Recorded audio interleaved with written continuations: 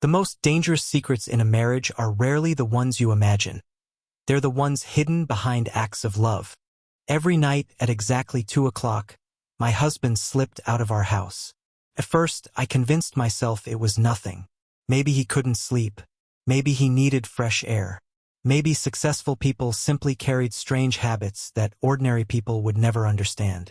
Ethan Carter had built one of the fastest-growing architecture firms in Boston before turning 36, and even after selling part of the company, his days were still filled with meetings, charity boards, and endless phone calls. He was dependable in every way that mattered. He never forgot our anniversary. He always kissed me before leaving for work. Every Sunday morning he made blueberry pancakes because he knew they reminded me of childhood summers in Maine. That was the man I married, which was exactly why the nights terrified me. They began almost 4 months earlier. I woke one night to the faint sound of our bedroom door clicking shut. Half asleep, I reached across the bed, expecting to find Ethan beside me, but the sheets were already cool. Through the bedroom window, I watched his SUV disappear quietly down our tree-lined street. When he returned just before dawn, he slipped back into bed as though he had never left. I almost asked where he'd been, but something stopped me.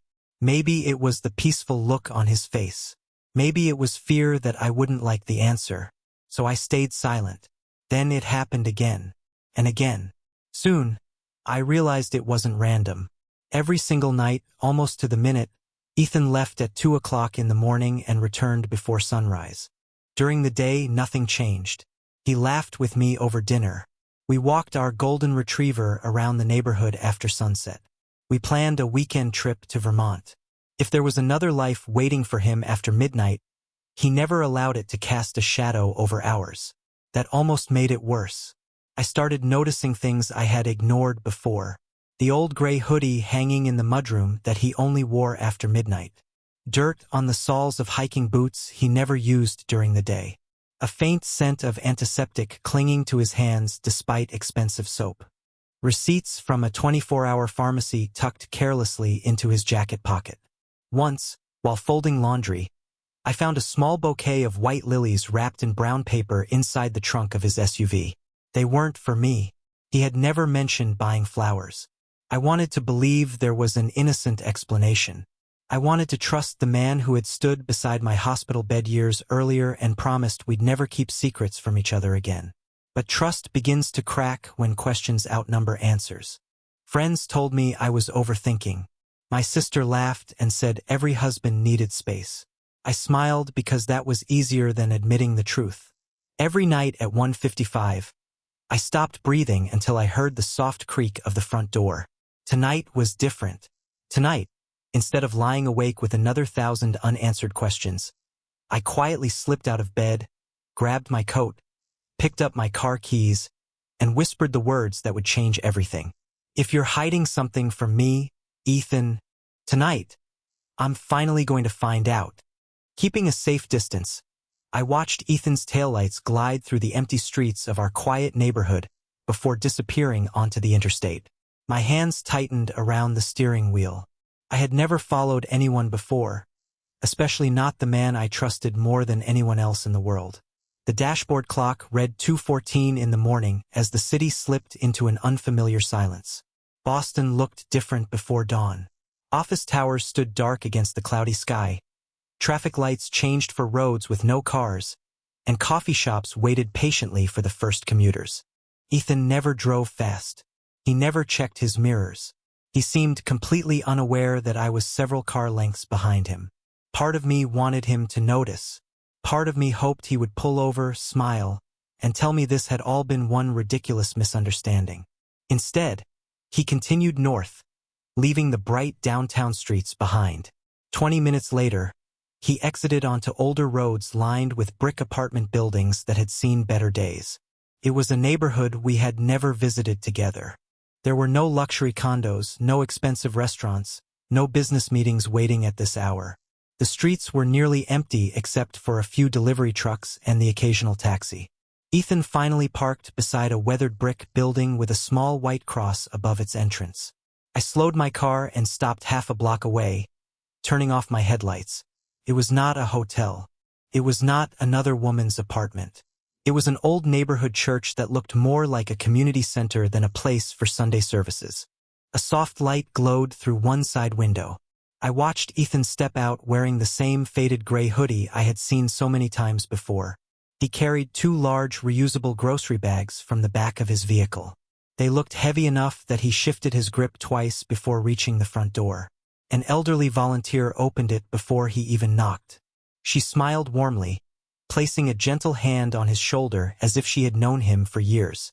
Ethan smiled back, the kind of relaxed smile I had not seen in weeks. Then they disappeared inside. My heartbeat refused to slow. If this was not an affair, then why had he hidden it?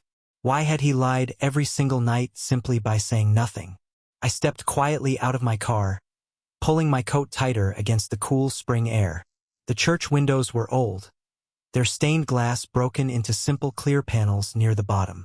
Keeping close to the brick wall, I moved carefully until I reached one of them. I hesitated before looking inside. The room beyond was surprisingly bright and welcoming. Folding tables filled the hall. Large pots rested on portable stoves. Shelves overflowed with canned food, blankets, and neatly folded clothing. Several volunteers moved quietly from table to table, preparing meals with practiced efficiency. Ethan placed the grocery bags on a counter and immediately rolled up his sleeves. Within moments, he was chopping vegetables beside an older man wearing an apron, laughing softly at something I could not hear. No expensive watch, no tailored suit, no sign that he owned companies worth millions of dollars. Only my husband, working as though this place mattered more than any boardroom he had ever entered. My confusion only deepened because one question still refused to leave my mind. If this was all he had been doing, why had he kept it hidden from me for 4 long months? My fingers remained frozen against the cold brick wall as I watched Ethan move through the room with an ease that made it obvious he had done this countless times before. There was no hesitation in the way he greeted each volunteer by name or accepted another apron from the elderly woman who had welcomed him inside.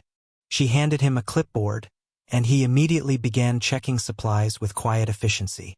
One volunteer laughed that they had finally received enough canned soup for the week. Ethan smiled, opened one of the grocery bags, and unpacked fresh vegetables, bread, milk, fruit, and medicine from the local pharmacy. My eyes drifted toward a nearby table where several bouquets of white lilies rested inside simple glass jars.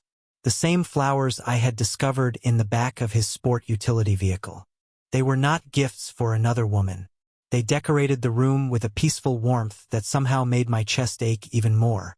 As another half-hour passed, people slowly entered through the church doors. Most looked exhausted after long nights. Some carried worn backpacks. Others arrived quietly with tired faces that suggested life had not been especially kind to them lately. Ethan greeted every single person exactly the same way. He looked them in the eye.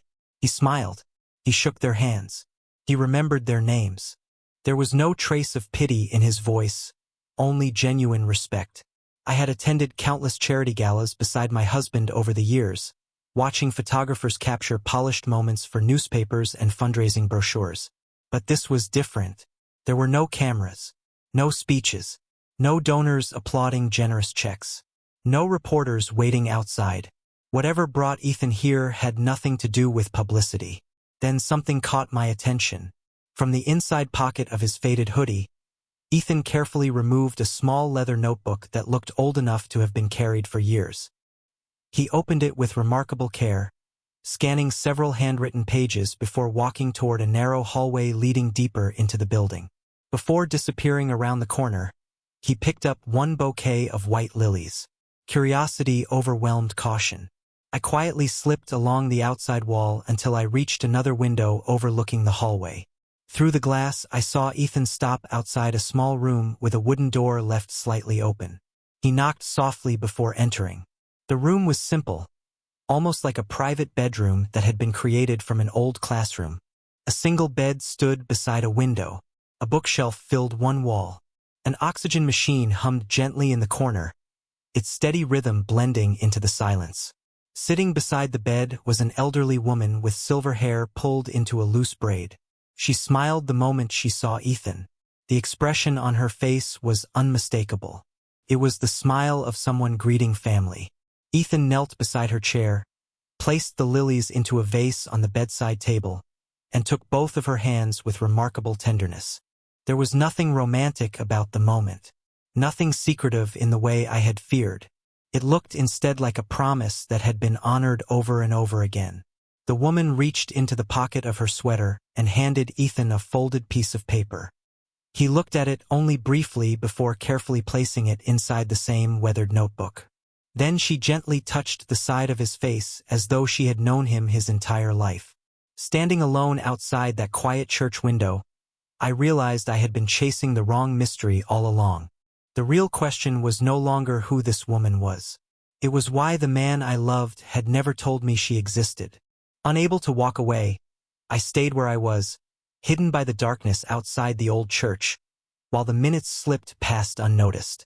Ethan pulled a chair beside the elderly woman and unfolded the piece of paper she had given him. Although I could not hear every word through the thick glass, I recognized the gentle rhythm of his voice. He was reading to her. Every so often she smiled, closed her eyes for a moment, then opened them again as though memorizing every sentence.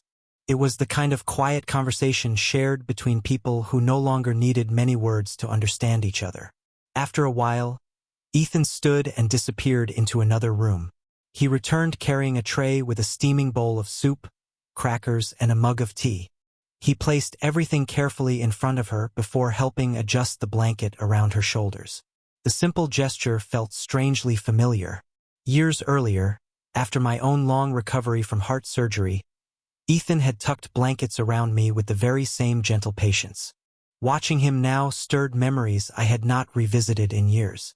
The surgery had saved my life, but it had also left invisible scars that neither of us spoke about anymore.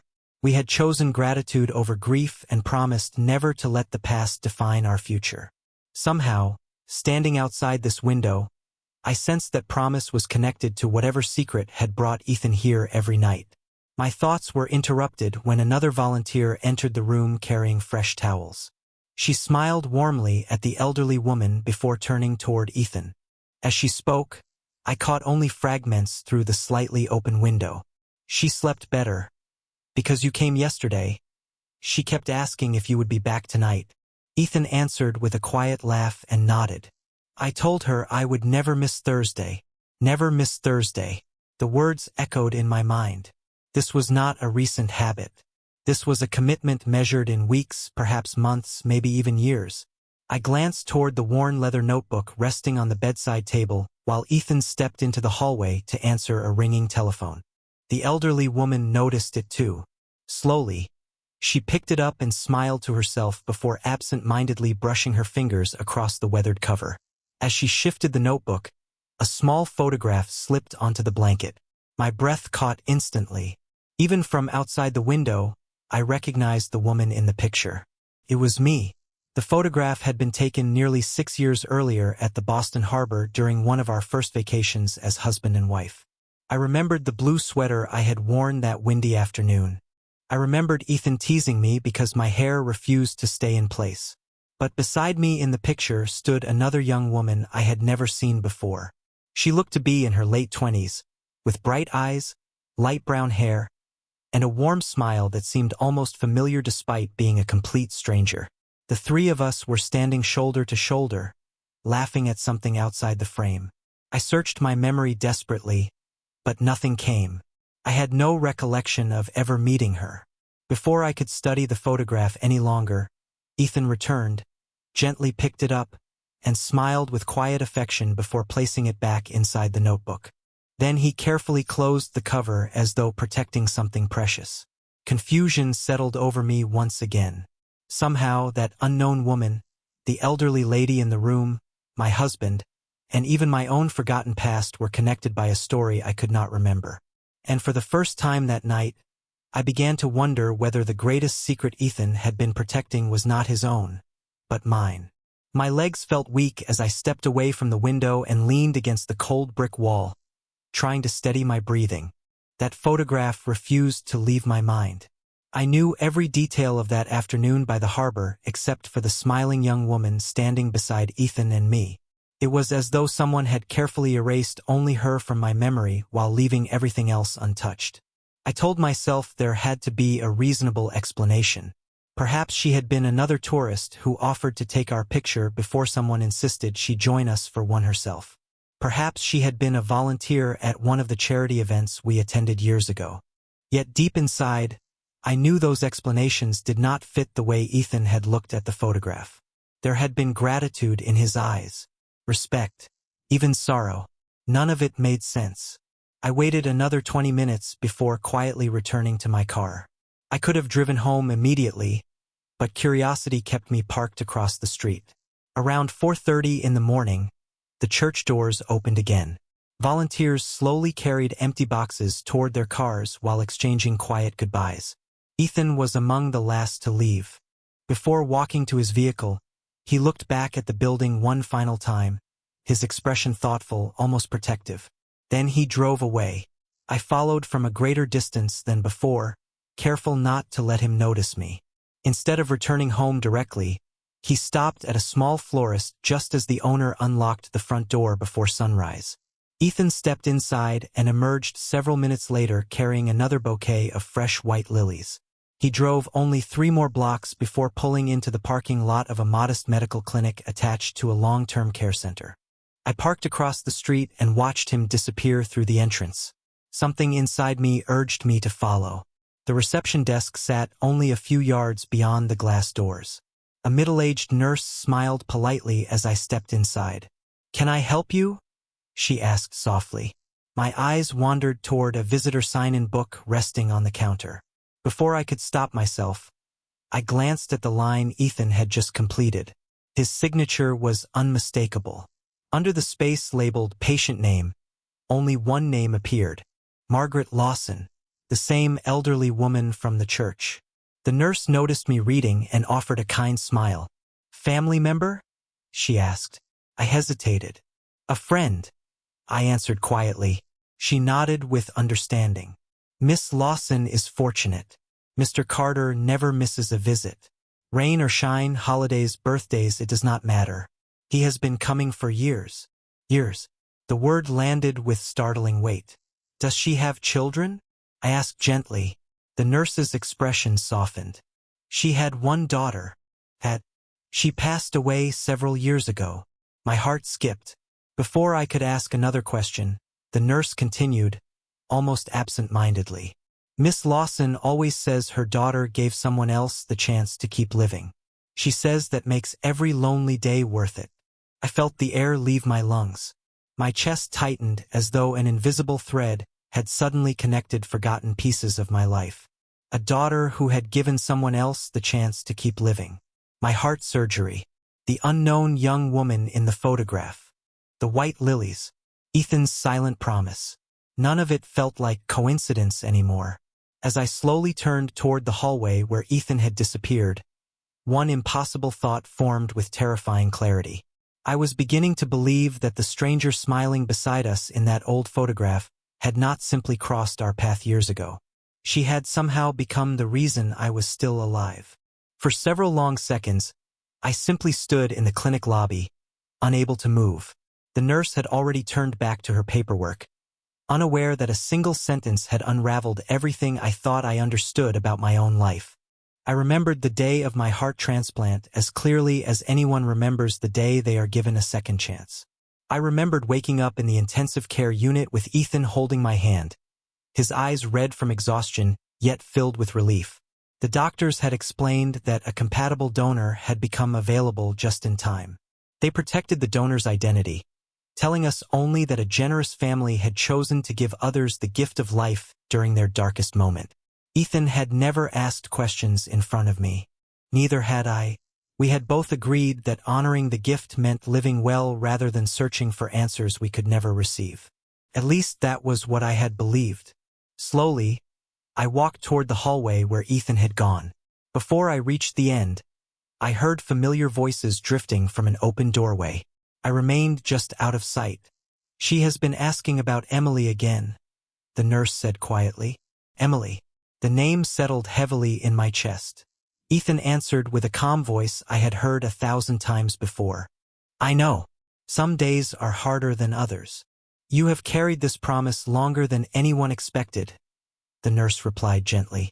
No one would blame you if life became too busy. Ethan gave a small laugh, almost surprised by the suggestion.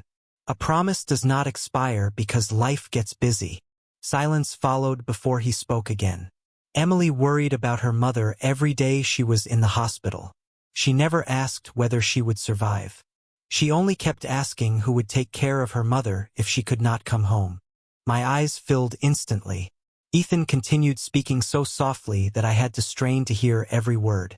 The night before surgery, she made me promise that Miss Lawson would never feel abandoned. She made me promise before she signed the final paperwork. My heartbeat echoed inside my ears. The nurse asked the question I could no longer breathe enough to ask myself. Did you ever tell your wife? Ethan remained silent for several moments. When he finally answered, his voice carried a quiet sadness. No. Grace spent years struggling with survivor's guilt even without knowing Emily's name. She kept asking why someone else had to lose a daughter so she could have another birthday. I could not place an even heavier burden on her shoulders. He paused before adding, Emily did not save Grace so Grace would spend the rest of her life feeling indebted. She wanted her to be happy. She wanted her to live without carrying another family's grief. I closed my eyes as tears slipped silently down my face. Every strange detail from the past 4 months suddenly fit together. The pharmacy receipts were for Margaret's medication. The lilies were Emily's favorite flowers. The old notebook held the letters Margaret still wrote to her daughter. Letters Ethan faithfully read aloud because Emily could no longer hear them herself. The hidden trips, the sleepless nights, the silence that had hurt me so deeply had never been born from deception. They had been born from compassion. Standing outside that doorway, I realized the greatest act of love in my marriage had been unfolding in secret, not because my husband did not trust me, but because he had spent years protecting my heart while quietly honoring the heart that now beat inside my own chest. I stepped away from the hallway before Ethan could see me, wiping my eyes as I hurried back outside into the cool morning air. The sun was beginning to rise above the rooftops, painting the quiet streets with soft shades of gold. Yet I had never felt so overwhelmed. Every suspicion I had carried for months now felt unbearably small beside the truth. I sat inside my car with both hands resting on the steering wheel, unable to start the engine. I thought about every night I had silently questioned my husband. Every time I had wondered whether another woman had taken my place. Every lonely hour I had spent imagining betrayals that had never existed. Meanwhile, Ethan had been carrying a promise that was never really his to carry alone. He had protected me from a sorrow he believed would weigh too heavily on my heart. As I drove home, memories began returning with surprising clarity. I remembered waking after surgery and asking whether the donor had a family. I remembered crying because someone else's loss had become my miracle. I remembered Ethan wrapping his arms around me and whispering that the best way to honor such a gift was to live fully. At the time, I thought those words came from hope. Now I understood they had also come from a promise already forming inside his heart. I reached our house nearly 15 minutes before Ethan returned. I quietly changed into my pajamas, slipped beneath the blankets, and closed my eyes just as I heard the garage door open. A few moments later, the bedroom door eased open with the same careful movement that had become so familiar. Ethan quietly placed his wallet on the dresser and climbed into bed beside me, believing I was asleep. For several minutes, neither of us moved. Then I felt his hand gently brush a loose strand of hair away from my face. It was such a simple gesture, yet it carried every ounce of the kindness I had witnessed only an hour earlier. I could not pretend any longer. Without opening my eyes, I whispered softly, "You never told me about Margaret." The room became completely silent. I slowly turned toward him. His expression had lost all color, not because he had been caught doing something wrong, but because he realized the secret he had guarded for years had finally reached me. "Grace," he said quietly, "how much do you know?" Tears blurred my vision as I reached for his hand. Enough to know that I have been asking the wrong questions. He looked at me for a long moment before lowering his eyes. I never wanted to lie to you. I know. I only wanted to keep you from carrying more pain. His voice cracked with emotion for the first time since I had met him. Every birthday, every anniversary, every time you smiled because you were healthy, I wanted you to feel joy, not guilt. I squeezed his hand tighter. You should have trusted me with the truth. He nodded slowly. I was afraid that if you knew Emily's story, every heartbeat would remind you of what she lost instead of what you were given. I gently rested my free hand against my chest, feeling the steady rhythm beneath my fingertips. It already reminds me, I whispered. The difference is that now I know her name. Ethan closed his eyes, and a single quiet tear escaped despite all his years of strength. In that moment, neither of us spoke again. We simply sat together as the morning light filled our bedroom, realizing that the secret which had nearly created distance between us was finally becoming the beginning of a deeper kind of honesty than either of us had ever known. The conversation we began that morning did not erase the sadness, but it removed the silence that had surrounded it for years. Ethan opened the old leather notebook and placed it between us on the kitchen table after breakfast. Inside were dozens of carefully folded letters, each one written in Margaret Lawson's delicate handwriting and addressed to her daughter, Emily. Some described ordinary days, like the first snowfall of winter or the tomatoes growing in her tiny community garden. Others spoke about loneliness, birthdays, and memories she refused to let fade. Because her eyesight had weakened over the years, Ethan had become the voice that carried every letter back to the daughter she still spoke to in her heart. He never changed a single word. He simply read them exactly as Margaret had written them, then tucked each letter safely into the notebook. I gently turned another page and found photographs from every season. Emily smiling beside her mother during a summer picnic. Ethan helping repair a broken fence behind Margaret's little house years before it had been sold. Holiday dinners shared around a modest table with paper decorations and homemade pie. He had quietly become part of her family without ever trying to replace the daughter she missed every day. Looking through those memories, I finally understood why he had never wanted recognition. This had never been charity. It had always been gratitude expressed through faithful presence. That evening, I asked if I could go with him. Ethan searched my face carefully, as though making certain I was not acting from guilt alone. You do not owe anyone anything, he said softly. I reached across the table and held his hand. I know, I answered. I am not going because I owe something. I am going because someone I never had the chance to thank helped give us the life we have today. I want to honor that gift with you. For the first time in months, the weight I had seen behind his eyes seemed to lift. The following night, we arrived at the church together just before 2 o'clock. Volunteers greeted Ethan with familiar smiles before turning toward me with curious but welcoming expressions. Margaret looked surprised when she saw me standing beside him. For a long moment she simply stared into my face, her eyes filling with tears. Then she slowly reached out both hands. I crossed the room without saying a word and gently took them in mine. You have your mother's smile, she whispered so quietly I almost missed it. I blinked in confusion before she smiled through her tears. Emily used to say that if kindness had a face, it would look peaceful. I think she would have smiled if she could see you today. I could not find the right words, so I simply hugged her. It felt less like meeting a stranger, and more like finding a missing piece of a story that had been quietly unfolding long before I ever understood it. In the weeks that followed, our midnight routine became ours instead of Ethan's alone. We served meals together, organized donations, read Margaret's letters side by side, and planted fresh white lilies outside the church each spring because they had always been Emily's favorite flower. Somewhere between those quiet nights and gentle conversations, I realized healing is not about forgetting the people we have lost. It is about allowing their kindness to keep blooming through the lives they forever changed. 1 year later, the sound of the front door opening at 2 o'clock in the morning no longer filled our home with uncertainty. Instead, it had become the quiet beginning of something both Ethan and I looked forward to.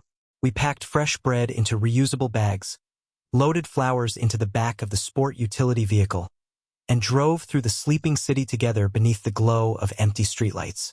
The old church looked brighter now.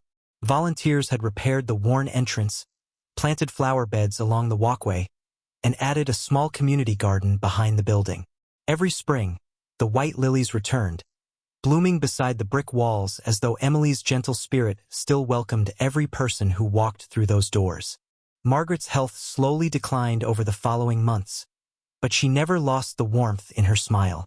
She loved hearing Ethan read her letters, yet before long she insisted that I read them instead. She would close her eyes, listening carefully to every word she had written to her daughter, and sometimes she would quietly laugh at a memory that only a mother could fully understand. On her final birthday, we celebrated with homemade blueberry pancakes because Ethan had told her they were my favorite. She smiled at us across the small table and said, "Life has a beautiful way of introducing family to each other, even when it takes the longest road." A few weeks later, Margaret passed away peacefully in her sleep. She left behind no great fortune, no famous name, and no headlines. Instead, she left something far more valuable. Her final letter rested inside the old leather notebook beside a photograph of Emily standing between Ethan and me on that windy afternoon by the harbor years ago. This time, I understood why she had been there. Emily had asked for one picture before surgery because she wanted proof that hope could exist even when tomorrow was uncertain. She had smiled not because she knew what would happen, but because she believed kindness never truly disappeared. In her last letter, Margaret wrote that love should never be measured by how long someone lives, but by how many lives become brighter because they were here. Ethan and I framed that letter beside the notebook and placed both inside the church library where every volunteer could read them. Several months later, together with the church and the clinic, we established the Emily Lawson Heart of Hope Fund to provide practical support for families navigating organ donation and long-term recovery. It never carried photographs of us. It never celebrated our names. It honored the young woman whose quiet courage had connected complete strangers into one unexpected family. Sometimes people ask me when I stopped doubting my husband. The truth is that I stopped doubting him the moment I understood what he had been protecting. He had not been hiding another life from me. He had been preserving someone else's final wish until the day I was strong enough to carry it beside him. Even now, whenever I place my hand over my heart, I no longer think only about the miracle that allowed me to keep living. I think about Emily's kindness, Margaret's unwavering love, and Ethan's silent promise that transformed 3 separate stories into one shared future.